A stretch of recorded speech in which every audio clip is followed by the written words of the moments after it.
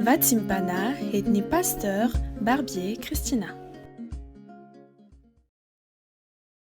Mankalazany Jehovah ry olona masina, ka miderany anarany masina, fa indray mimpimaso ihany ny fahatezerany, nefa mandritra ny andro ihany antsika kosa ny fankasitrahany. Amin'ny hariva dia misy fitomanina tonga hivahiny milokalina, fa noho ny maraina kosa dia misy fiompiana. Amen. Ivavaka isika. Raha zanaka fanamasina tsara indrindra, mideran'ny fahatsaranao sy ny fahalebiazanao. Izahay zanakao amin'izao maraina izao. Matsiaro tena tokoa fa navotanao ary nomenao nindra fonao. Izany no lazainao fa avaosinao tokoa isa maraina. Izany famindramponao aminay izany. Koa raisoary, hoaja amamboninahitra ny fiderana ary fisaorana asandratsay amin'ny anaranao masina Kristy Jesosy manao hoe masina, masina, masina Jehovah tompony maro, heniky ny voninany ny tany rehetra. Amen. Saotra indrindra Jesosy malala, fa mbola indro ianao tompo, mbola mandondomba aravarana, ka izay mampandroso anao dia onona ho aminy ianao ho ianao. Saotra Jesosy, saotra namoaza anao anay amin'ny torimasony nofinay, eny indrindrandrindra ny torimasom-pananay. Mankasitraka amin'izao antsoantsonao izao amin'ny alalan'ny filazantsaranao.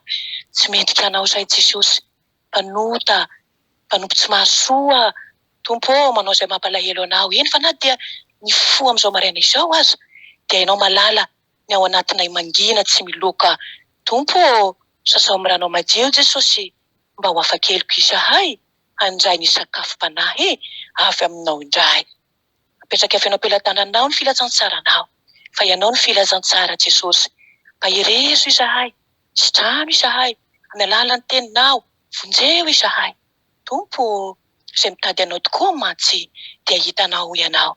Ka izay hoy Tompo anatin'ny filazantsaranao Tompo, izay ho toriany ty mpanompo tsy mahasoa ity, fa manafaka anay ianao, mamonjy anay ianao.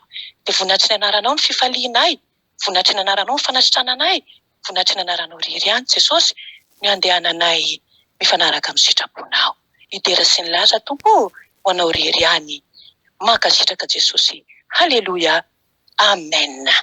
Miarahabantsika amin'ny anaran'ny Kristy Jesosy Tompo avy any Nazareta.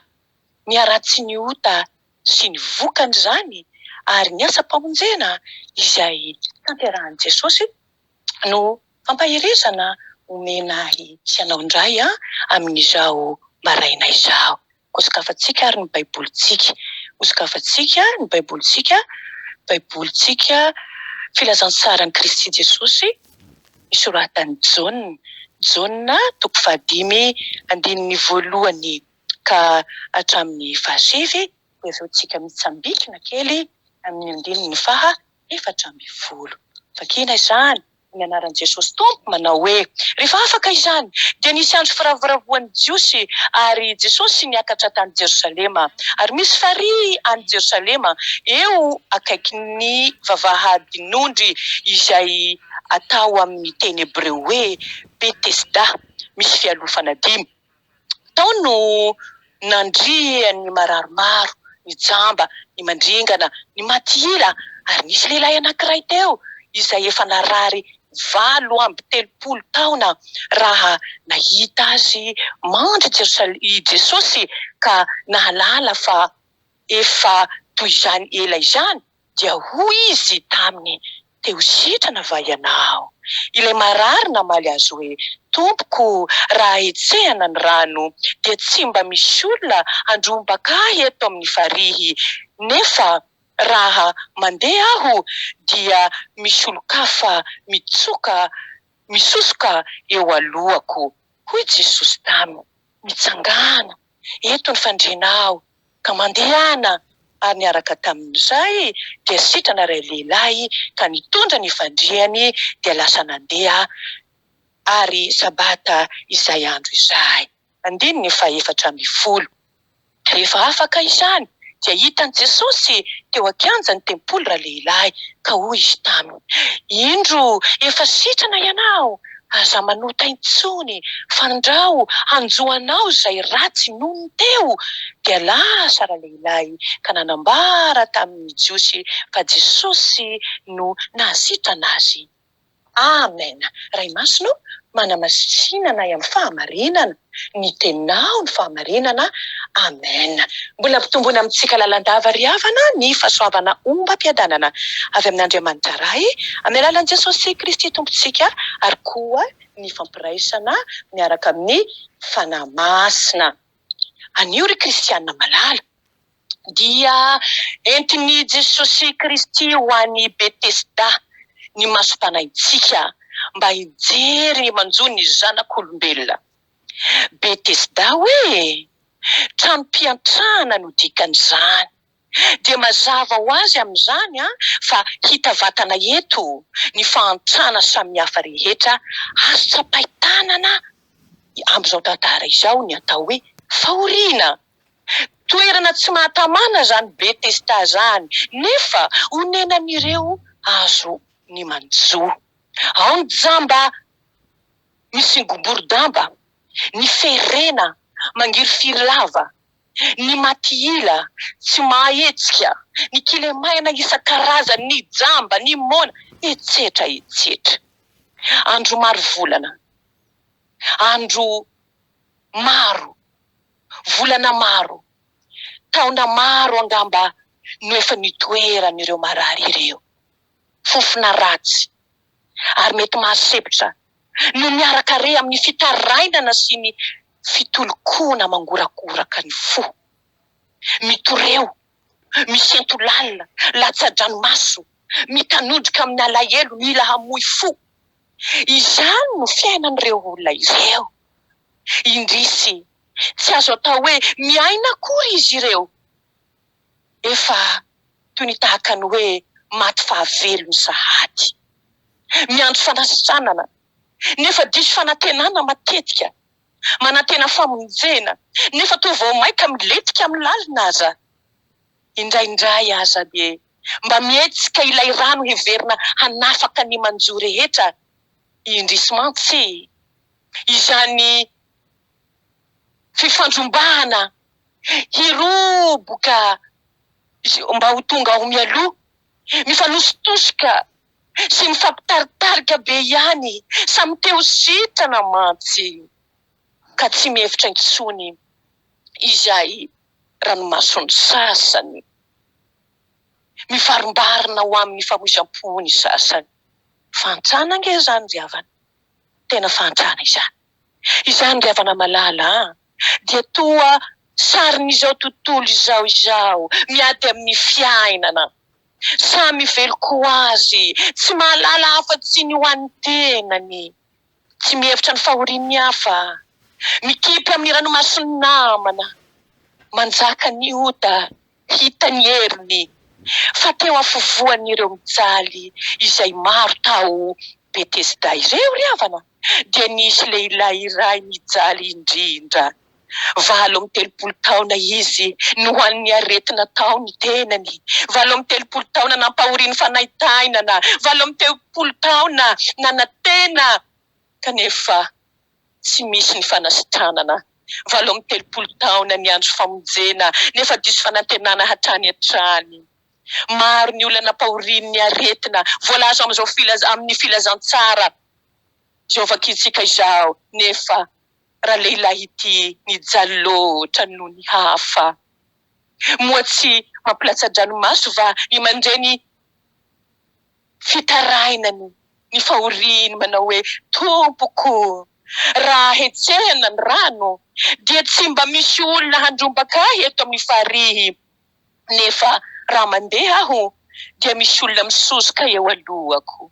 Mafy ane zany, tena mafy ane zany ry havana, tena nampiseho ny faraheriny mampijaly tokoa ny aretina.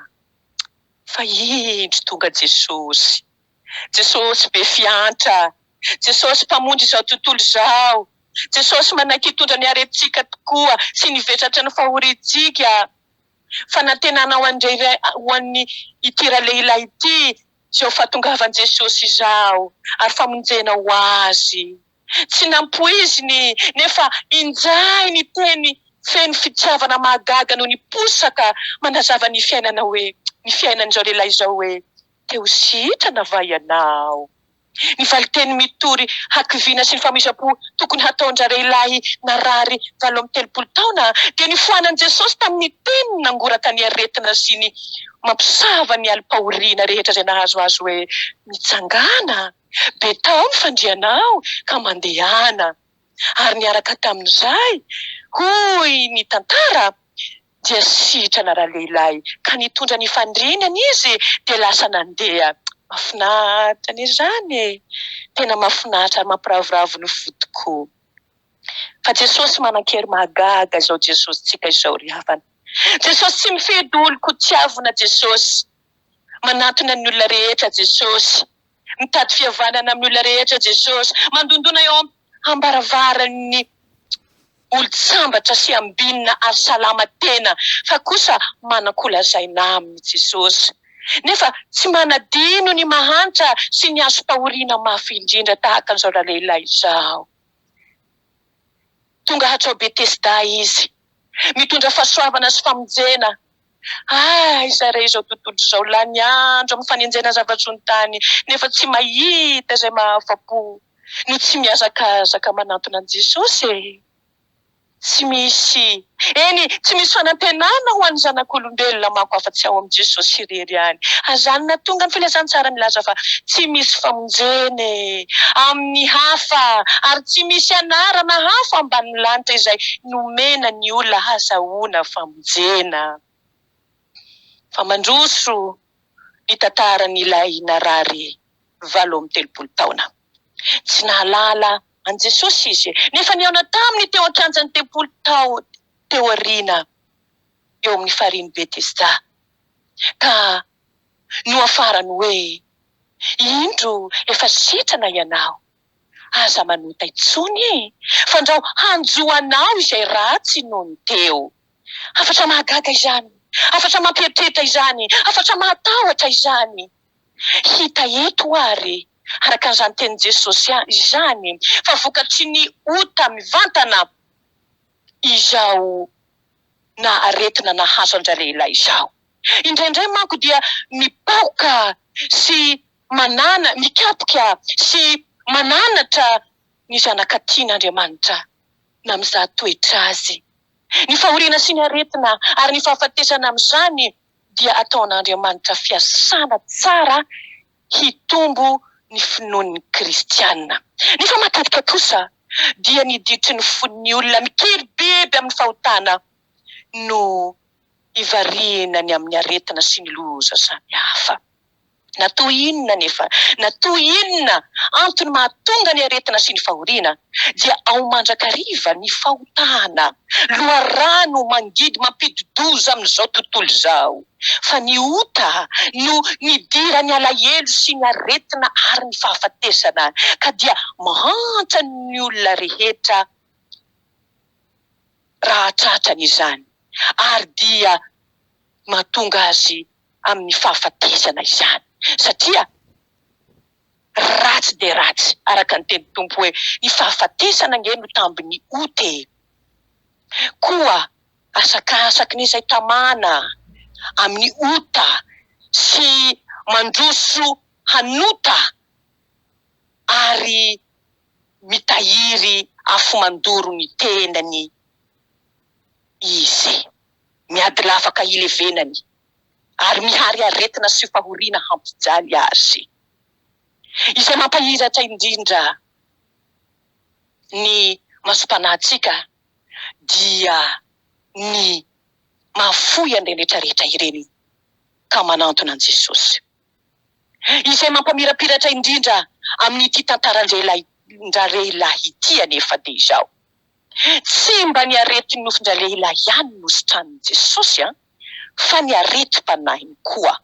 Fa navela ny helony be ary tsy nitsarovany intsony ny fahotany. Izany ny loharanony fahasitranana tanteraka azony sy antoky ny fahasalamana mitohy ao aminy. Ary izany indrindra no mahatonga Jesosy hanafatra azy mafy hoe aza manota intsony fandrao hanjoanao izay ratsy nohony teo. Manaitra mihitsy ny teny hoe fandrao hanjoanao izay ratsy nohony teo. Moa mbola misy fijaliana mafy mihoatra noho ny aretina 80 indray va? Eny ry havana malala, tena misy. Fa inona moa izay fahorian'ny tany mandalo ihany zany. Raha oharina amin'ny fijaliana mandrakizay, tsy maintsy hanjo ho an'izay tsy mibebaka. Hamonjy an'izao tontolo izao amin'ny fahaverezana mandrakizay indrindra noho ny avian'i Jesosy. Ary dia famantarana izany asa lehibe izany ataony mba hahatonga ny olona rehetra hanantona azy mba ho sitrana amin'ny aretina samihafa. Jesosy Kristy tian'ny olona rehetra ho vonjena. Tian'ny olona rehetra izy mba ho vonjen'ny olona rehetra. Maneho ny fahasoavany tsy hitalana izy. Ka manasitrana ny aretina rehetra, na ny ara-nofo io, na ny ara-panahy io. Ary mihoatra an'izany dia manome fiainana mandrakizay ho an'izay rehetra mino azy izy. Matsiaro tena fa ho efa sitrana va ianao raha havako? Tsara izany.